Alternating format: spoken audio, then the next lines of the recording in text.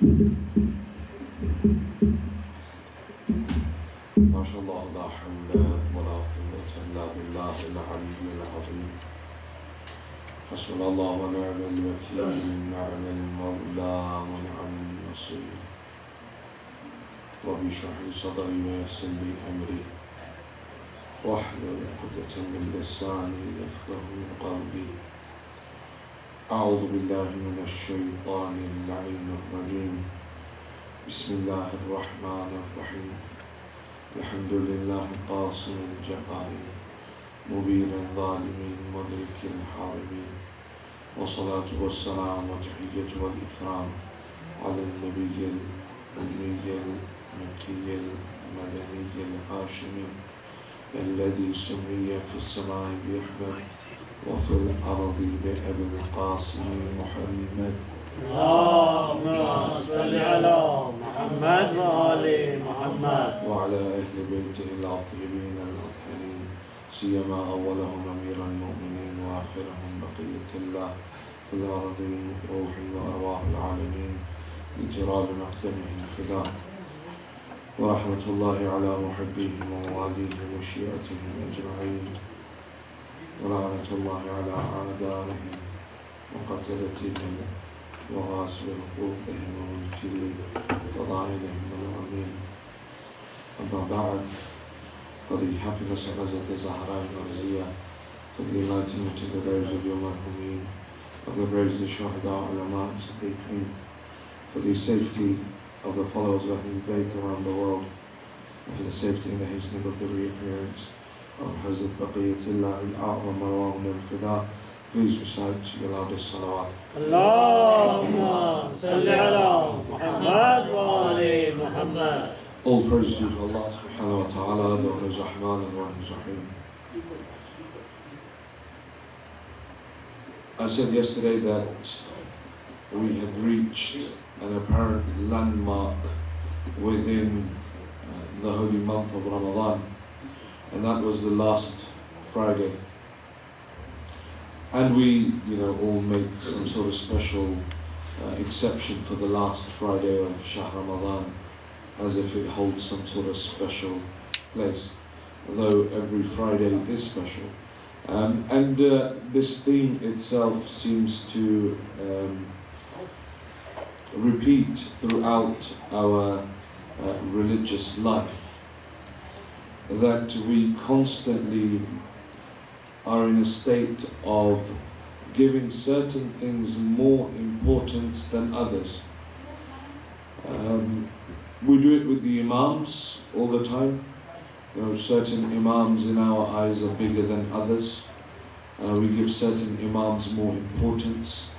We will turn up to the wiladat of certain imams, but not give so much importance to the wiladat of other imams. We will turn out in huge numbers for the shahadat of some imams, but will not give as much importance to the shahadat of other imams. This huge paradox that we live is essentially our religious life. We run along it and constantly, are surprised by the realities, or when certain things are shown to us and the reality of our actions is shown to us, it does seem to shock us, those of us who care to listen. And very often than not, we have this, whether we care to listen or not, these are opportunities that are presented to us, are known as the divine breath. This is when Allah gives us the tawfiq. Every now and then, Amir al-Mu'mineen says that every now and then the divine breath will blow towards a man or a woman. And whether they choose to accept it, whether they choose to turn towards it, is up to them. But he says, tell them to turn towards it.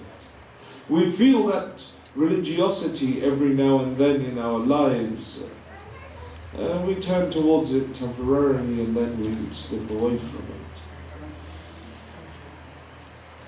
And this, one of the lines within Dua Iftitah, and today I want to go over the whole Dua as a whole, before we carry on. So in order to put some of the things that I have been saying into context, you know, these concepts of khawf and raja, this concept of being happy then sad, then becoming pensive, becoming deep in thought, how the Imam constantly brings these out. And also how the dua actually imitates our fast. That the same feelings that are felt within dua iftitah are the same feelings that we feel or should feel throughout our fasting day. The dua, it starts very sort of normally, Allahumma inni aftatihu al-thana'a bihamdik. That my Lord, I start your praise through your thanks. That I begin and I understand, and we went through this in great depth, that there is nothing that can praise Allah but Allah. There is nothing that can be able, you can't understand Allah through any other route but Allah subhanahu wa ta'ala. Allah is the only way that you can understand Allah. Bika araftuka wa anta dalantani alayk. That it is through you I knew you, and you are the one that has invited me towards you. You are the one that has shown me the evidences towards you. You are the one that has opened the paths towards you. The paths towards Allah are open. We have this within certain du'as where we talk about those, the paths towards Allah are open. Dua al-Hamd. But within dua iftitah, this movement of us being happy, you know, when someone's fasting throughout the day, you know, to some extent we're attentive towards Allah, we're thanking Him, and we're doing what needs to be done. But when it comes to the time of iftar, then there becomes this sort of, you know, this rush to eat. You know, some people are in a bigger rush than others. You know, the whole day we've waited and we've spent, but you know, the 5 minutes of Salat al-Maghrib or the 5 minutes of Salat al-Isha are just too much. It really is the straw that broke the camel's back. And so then I have to eat without actually praying before. And sometimes, you know, when we're at home at mosque, at the masjid, we're sometimes forced, you know, into this situation, unfortunate situation. But at home we're not. And so what happens is we overeat, and then all of a sudden, you know, we find this lethargy about us, that we're just rolling around on the ground and, you know, unable to get up and pray. You know, now doing sajda is very difficult for us. And so, you know, then we, you know, try and sleep it off a bit, and whether we pray or not, it's a different matter. But we get to that point, and when we eat, then there's this pensive moment, this moment of thinking, that really, how did I spend my day? And when you do it, when you break your fast alone, it's more so at that point. How did I really spend my day? You know, what did I do with it? Did I really do something that Allah wanted me to do? Did I really spend it in the way that Allah wanted me to? And so this thought process enters into the mind, and then that sadness comes in, that no, actually I didn't. And within this dua, it's there. All of these movements, this thought, it simulates the opening of the fast. Dua iftitah is called the opening, but it simulates the opening, the feelings a person has at the opening of their fasts. That this idea of, how was I? Yes, alhamdulillah, you know, this real happiness of being able to open the fast. Alhamdulillah, alhamdulillah. And then this thought.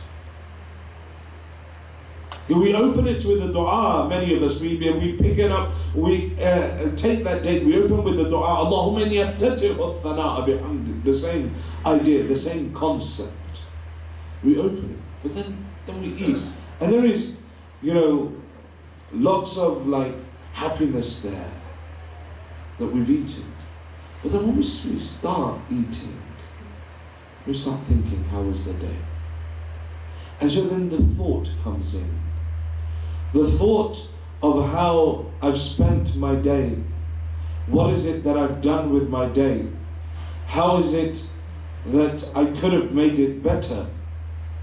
And so then I realized that actually I haven't done anything that is good enough. I haven't been able to live my life in the best way. I haven't spent my fasting day in the best way. So then I begin to feel sad. Allahumma inna nashku ilayka faqda nabiyana. This is also at the end of the dua. That I'm crying. Now at this point I'm crying. Because I realize I've wasted. And so 27 days later, how have I spent this life?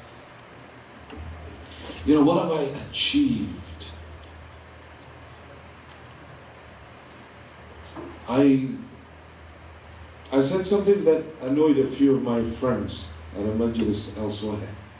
And I said that we waste our lives not praying our salah, and so then we waste Laylatul Qadr trying to make up our qada. And they were like, how can you say that we waste Laylatul Qadr? Because Laylatul Qadr is far greater than qada salah. And I mentioned this. And so our day essentially is spent in that same way. That how is it that I spend my day? Do I actually even think about it? And so let's look at the dua, and this point will become more apparent. And then inshallah when we read tomorrow and the day after, we'll be able to pick up on the nuances of this dua. Exactly what it is that the Imam is wanting us to highlight, wanting us to pick up on, wanting us to understand. So the dua starts off with Allahumma inni iftatihu ath-thana'a bihamdik. My Lord, I start your praise with your hamd. And we spoke about this. وَأَيْقَنْتُ أَنْتَ أَرْحَمَ الرَّاحِمِينَ فِي مَوْضِعِ الْعَفْوِ وَالرَّحْمَةِ. We spoke about this as well. Now the supplicant begins to set up their dua.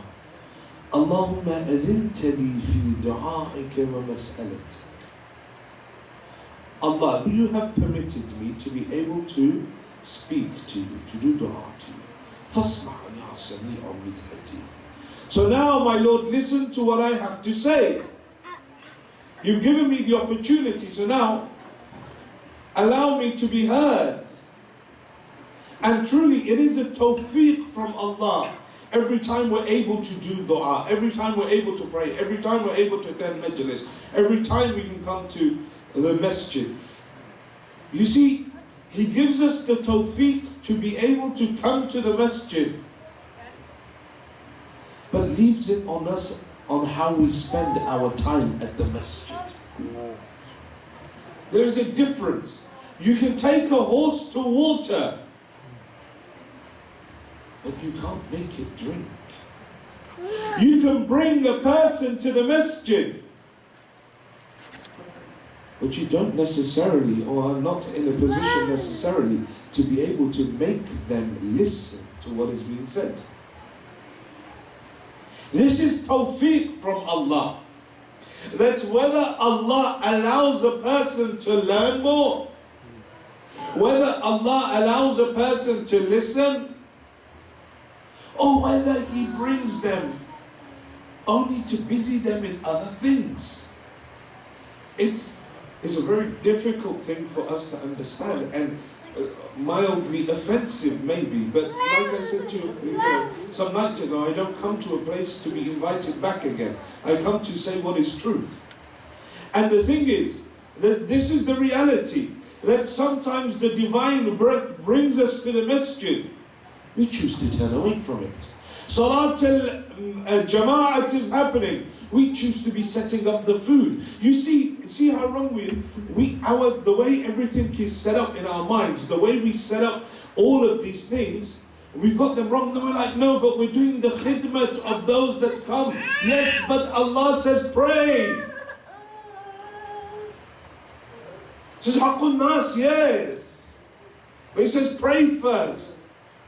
And so many masajid, you have this same problem, where you find people that the time for salah is there. امتحنوا شيعتنا عند الثلاث عند مواقيت الصلاة. The sixth Imam says, they test our Shi'as at 3 times. The first time, test them at the time of salah. كيف محافظتهم عليه? How is it that they preserve that time?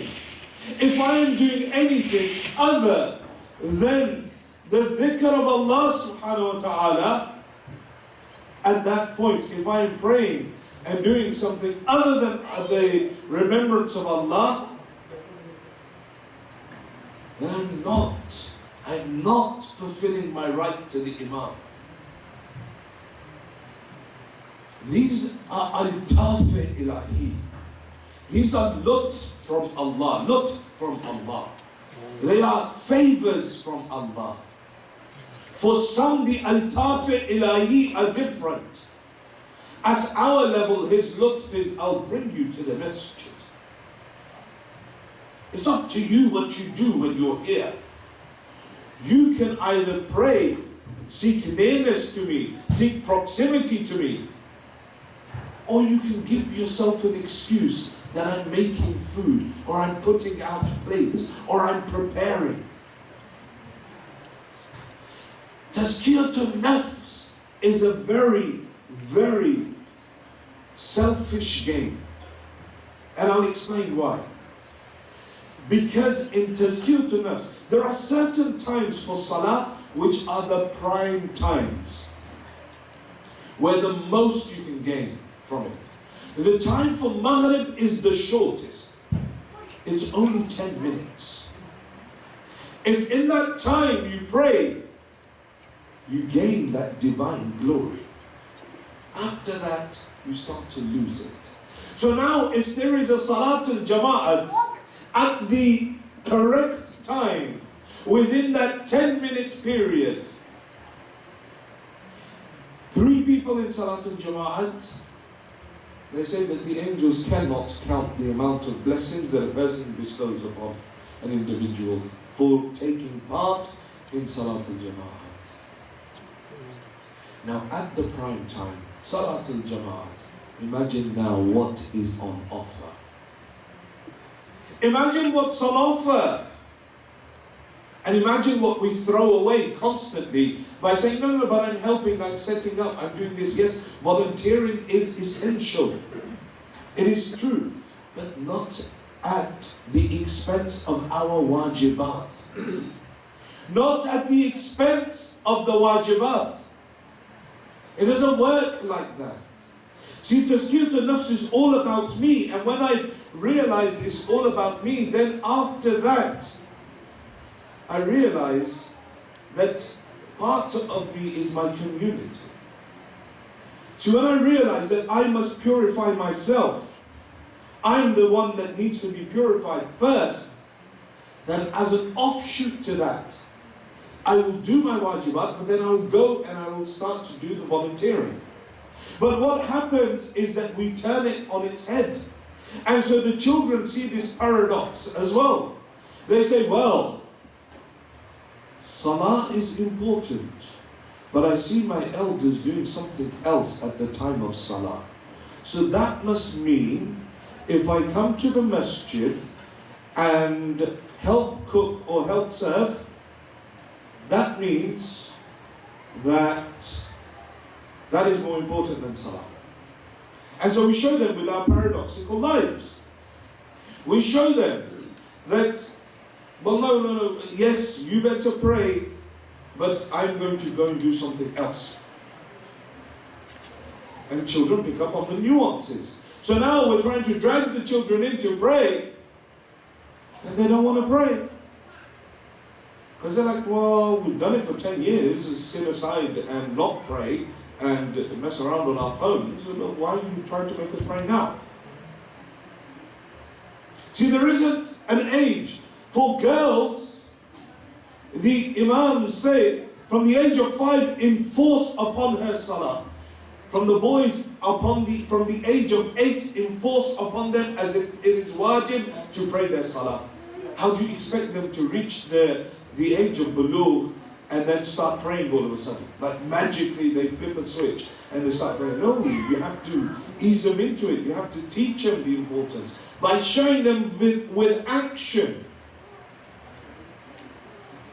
So it is a tawfiq from Allah, everything that we do in our lives. He can bring us, like I said, you can bring a horse to water but you can't make it drink. His lutf brings us to the masjid. At our level, the lutf, okay, I brought you to the masjid. At the level of the awliya, is Mar'i Mustafa as Al-Tafiq Khafiyya Ilahi. Imam Khomeini, on the death of his son Mustafa, he said, this is from amongst the hidden Al-Taf of Allah. This is from amongst the hidden blessings of Allah. His son is killed. This is from amongst the Al-Taf Ilahi.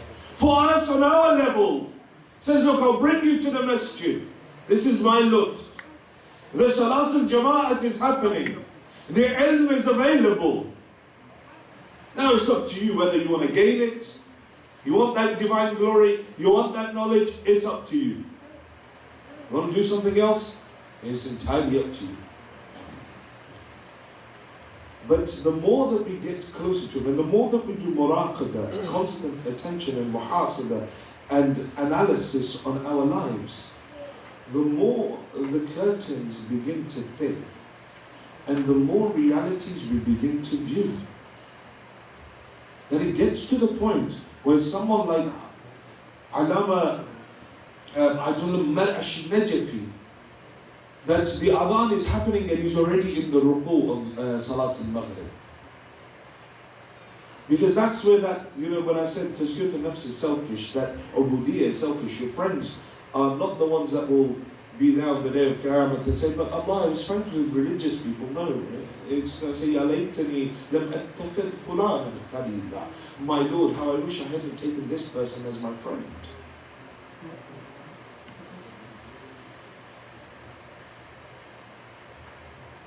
Allah subhanahu wa ta'ala, He bestows us with these opportunities. We choose to do something else with them, that's on us. He gives us from amongst His lutf just 30 days. I will make your local center have a speech, have Salat al-Jama'at, have iftar. Now it's up to you whether you choose to go. One. He says, I'll even take one step further. I'll even drag you there. Through one way, shape or form. I don't really want to come, but my friend is sponsoring me as I'll come. Just look at Allah. My beloved, come. If you want to use your friend as an excuse for coming to the masjid, okay, no problem, I'll work with that. If I'm not good enough for you, no problem, fine. This is the reality. That we come when our friends sponsor it. It's a difficult thing for us to understand and bear. We come when our friends sponsor it. But when they're not sponsoring it, Allah. He says, Habibi, he says, my beloved, okay, you don't think I'm a good enough reason. I will let one of your friends sponsor it so that you come, at least come. Do you see how much love He has for us? Do you see how much He extends towards us? It was as if you were overextending towards me. That I didn't want to come, but I came for my friend. Because I wanted to save my face in front of my friend who was sponsoring the niyaz. Again, this whole aspect of food, this love of food and the draw of food. See how much it's taken over our lives? And yet still Allah says, Ahlul Dunya, those that are cursed, are those that eat too much. They get happy at the sight of food.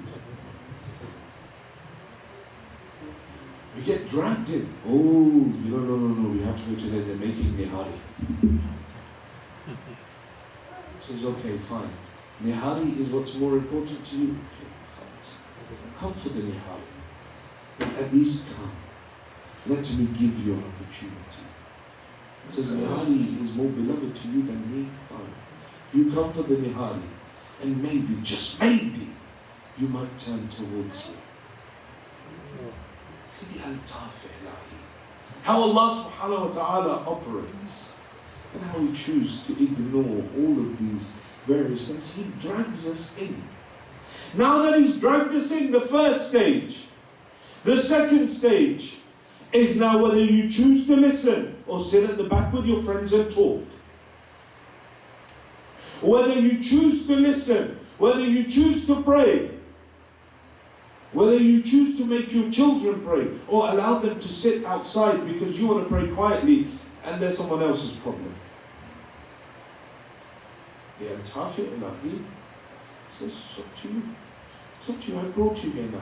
Now it's up to you. Teach your children how to pray Salat al-Jama'at, or let them sit outside on their iPads and talking and laughing and joking.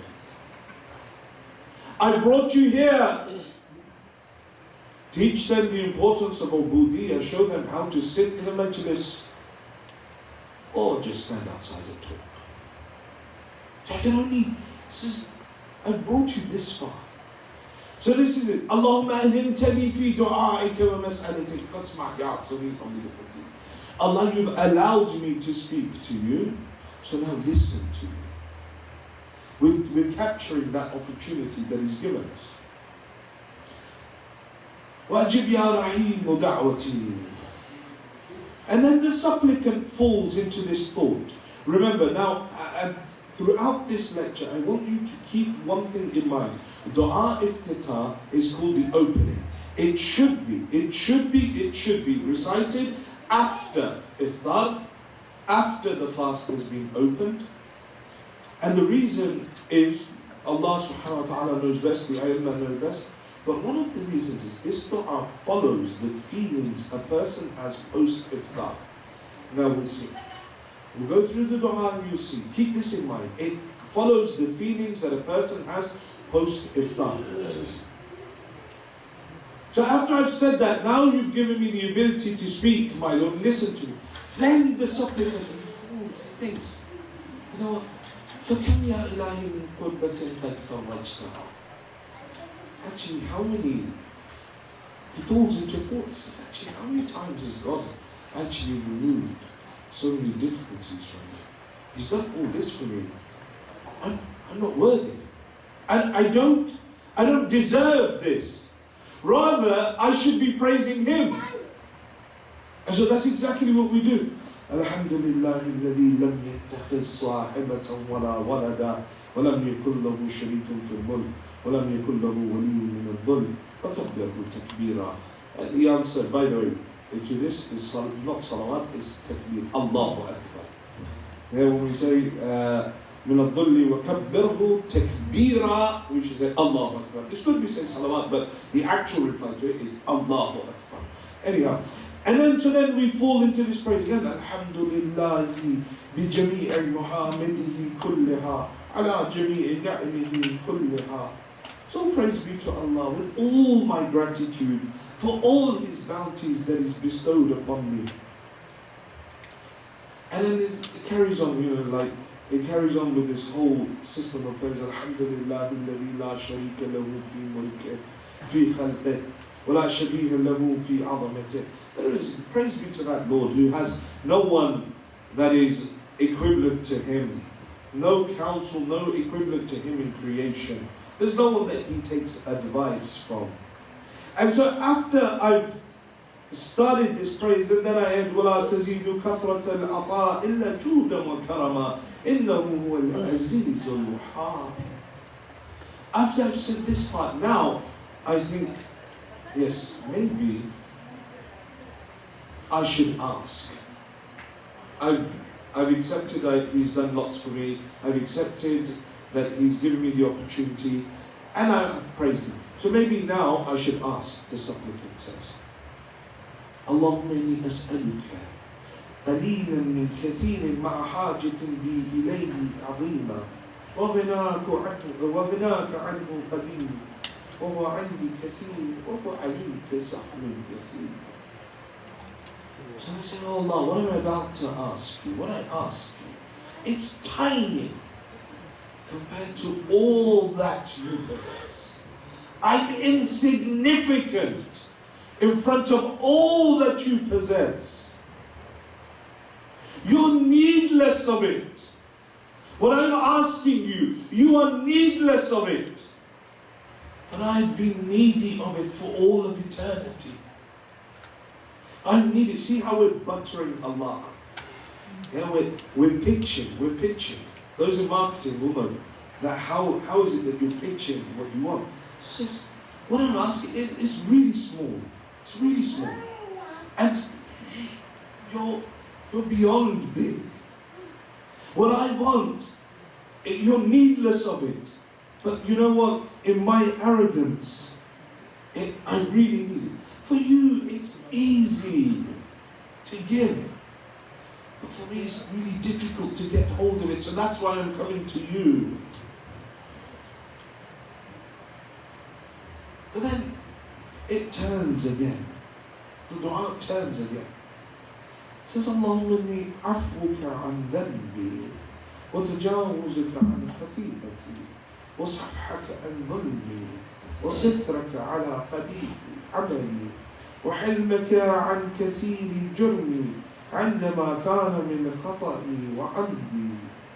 Says, my Lord, as you pardon my sins and you're overlooking my mistakes and you're taking lenient views towards my constant sinning against you and you're covering up all the bad actions that I've done, all the haram that I've done, and you look at me with forbearance for all the bad things that I have done.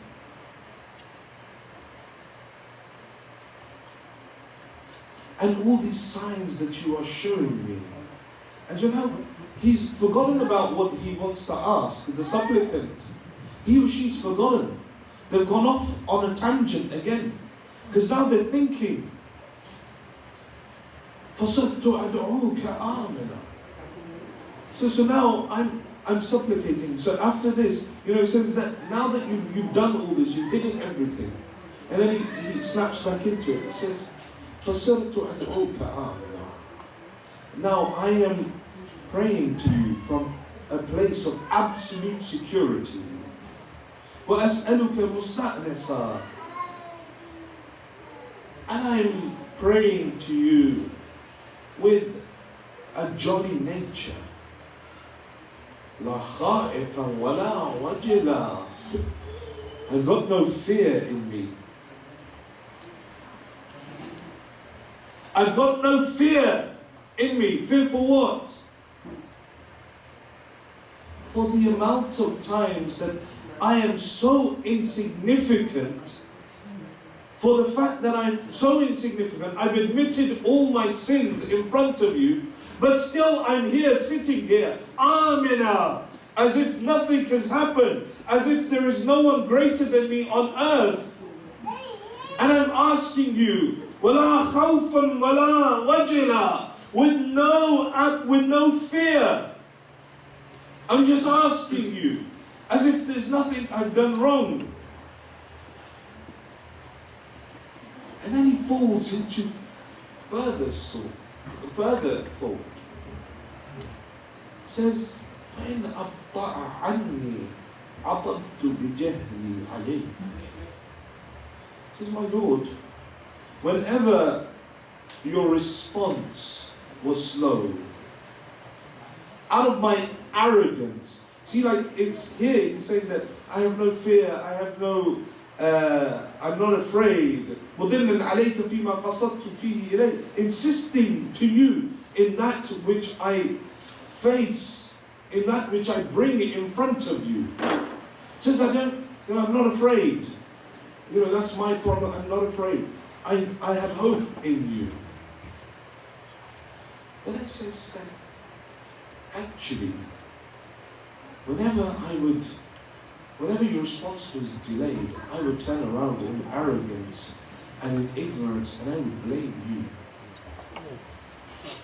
وَلَعَلَّ الَّذِي أَطَاعَنِي هُوَ خَيْرٌ لِي. Even though that which was slowed down was probably better for me. But I didn't understand it. I didn't acknowledge it. فَلَمْ أَرَ مَنًّا كَرِيمًا أَصْبِرُ عَلَى عَبْدٍ لَعِينٍ مِنْكَ عَلَيْهِ. And so I have found no master that is patient as you are with his wretched slave.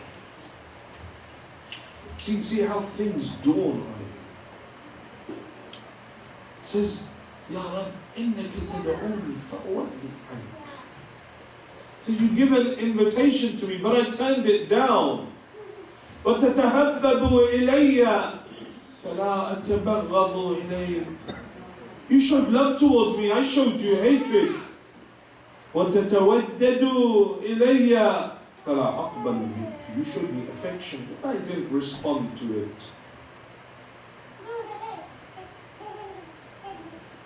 كَأَنَّ لِيَ التَّطَوُّلَ. As if you were the one that was in the wrong. As if you were trying to impress me in some way. Do you see how merciful Allah is? That He says, okay, you want to just come for your friend that sponsored the niyaz, then you come. Come just for him, or come just for her, or just come for the nihari.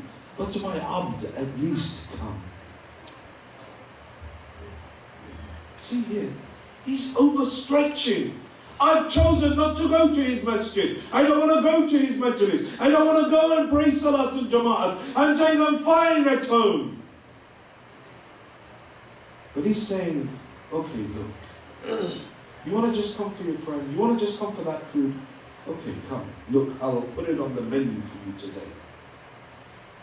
Just come. And now that you've come, make sure you use that opportunity.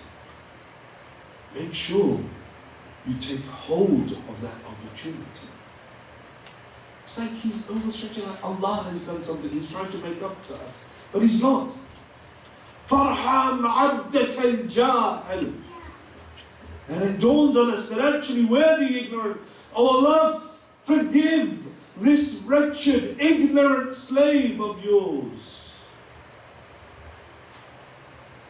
Then he realizes that, oh, what is another? And so now again, the second bout of praise starts within the dua. Alhamdulillahi malikil mulk. I'm reminding myself that here's me with my arrogance, thinking that Allah is giving me all of this. He's giving me the opportunity and I turn around and I forget it, I ignore it all. So now the praise that I do is Alhamdulillahi malikil mulk. Praise be to that Lord that is the Lord of sovereignty. Mujri al-fulk. He allows the arcs. Musakhkhar al-riyah. He allows the arcs on the sea. He controls the winds. فَالَكَ الْأَصْبَاحِ. Causes the day to break. He administers that authority. Rabb al-Alameen. But that's still not enough. This period of praise is a lot longer. Alhamdulillahi ala hilmihi ba'da ilmih. Praise be to that Lord that shows patience even though He has knowledge. Walhamdulillahi ala afwihi ba'da qudratin. Praise be to that Lord who shows patience even though He possesses ultimate power. How do I put this in my context. With a master's in psychology, someone comes and starts saying, oh, I read an article on psychology on a website that said this. And I think you're wrong. Now, I possess slightly more knowledge about it. Now, there's two ways I could go about it. I could say, I could ignore him and just walk away. Or the second one is, do you know what you're talking about? You have no idea what you're talking about. Please don't waste my time, get out my face. This is what happens when I possess knowledge of something. But Allah possesses knowledge of everything. But still He shows patience. Me, with my martial arts background, someone pushes me, I just hit him. Because I can. Because I weigh this much, and I know I can put this much power behind one punch. But Allah is Qadir Mutlaq. He possesses total power. But still He shows patience. Still, no, He doesn't show patience. He shows forgiveness. We challenge Him all the time. Constantly, your law is this, I don't agree with it. I'm not going to have one of those, I'm not going to wear one of those, I'm not going to pray one of those. You do it all the time. But still, with all His qudrah, He still shows that forbearance. And so this system of praise continues over and over and over. And you'll see in the dua that there's different levels of praise, and you see how they become more and more difficult. They become more and more power-inducing. Because now we've spoken about how our arrogance is there. So now we're speaking about the qudrah of Allah.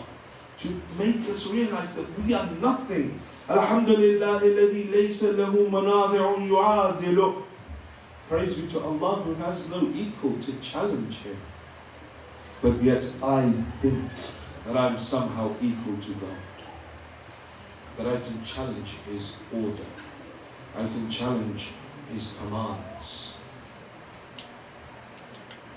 وَلَا شَبِيهٌ يُشَاكِرُهُ وَلَا ظَهِيرٌ يُعَاضِدُهُ قَحْرَ بِعِزَّةِ الْعِذَّاءِ وَتَوَاضَعَ لِعَظَمَتِهِ الْعَظَمَاءِ. There is no image comparable to Him. No helper that assists Him. He tames the powerful by His own force. And the disgraced and the great ones, the disgraced are great ones before His greatness. He lowers those that have arrogance. He raises those that have been disgraced. Alhamdulillah alladhi yujibuni hina unadi. Oh, praise be to that Lord, that even though He possesses, even though He is Malik al-Mulk, even though He possesses qudrah, just praise be to that Lord, whenever I call to Him, He answers me. Do you know anyone else that holds that higher position in this world? You go to the CEO of the biggest company that you know. Doesn't know you, he possesses all power. You go and you want to ask him something. No, don't waste my time, go to someone else. But yet Allah subhanahu wa ta'ala, Malik al-Mulk, He runs everything. He says, my bab, my door is open to you whenever you want to come. Come to me whenever you want to come. But the thing is, you need to come to me. Don't let something else bring you towards me. Don't let your friends bring you towards my ibadah. Don't let Nihari bring you towards my ibadah. Rather, let me bring you to me. Come to me. It's curious, look how merciful He is. Alhamdulillah alladhi yujibuni hina unadi. Whenever I call to you, you answered me. وَيَسْطَرُ عَلَيَّ كُلَّ عَوْرَةٍ وَأَنَا عَاصِي. You covered up my shortcomings, but yet I still disobey you. I still turn away from you. And then we have this whole system of praise. Alhamdulillah alladhi yu'minu al-khaifin. Praise be to Allah whom the frightened ones are afraid of. And then we carry on going. And now look how we're now beginning to bring up the qudra of Allah. How we're now analyzing and tapping in to that absolute power of Allah. Alhamdulillahi alladhi khashiyatu tar'adu as-samaa wa sukkanuha. Praise be to that Lord who out of his awe, out of his fear, shake the dwellers of the heavens and those upon the earth. وَتَرْجَفُ الْأَرْضُ وَعُمَّارُهَا. And those in the earth and its inhabitants, they quiver, understanding his greatness. وَتُمُوجُ الْبِحَارُ مَنْ يَسْبَحُ فِي غَمَرَاتِهَا. And the oceans and all that floats upon them, all that swims within them, all of them shake out of his fear, out of his qudra. But man doesn't care. This dua serves as a reminder. My time is up again.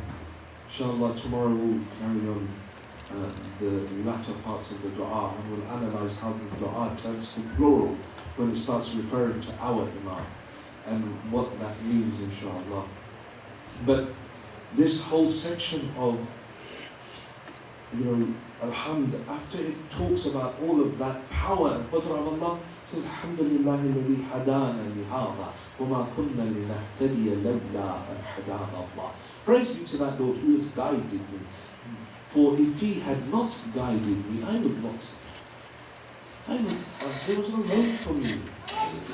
Still he does it with all that he has. And still I turn against him. And then the next part is where we begin the salawat upon the Holy Prophet and his Al. Inshallah, that we'll analyze tomorrow. Pray that Allah subhanahu wa ta'ala forgives our sins and the sins of our parents. Oh Allah, those of our parents that are alive, give them their lives. Those of our parents that have left this world, give them a place of Muhammad and Jannah. We pray that Allah subhanahu wa ta'ala first and foremost gives you the tawfiq to act upon that which I have said, and gives you the tawfiq to act upon that which you have heard. We pray that He gives shifa'ah to those that are ill, and hastens the reappearance of the Imam of our time, and allows us to be amongst His true waiters, for the acceptance of these du'as and the daily du'as and brothers and sisters of all. Please recite the last salawat ala Muhammad wa ala Allahumma salli ala Muhammad wa ali Muhammad.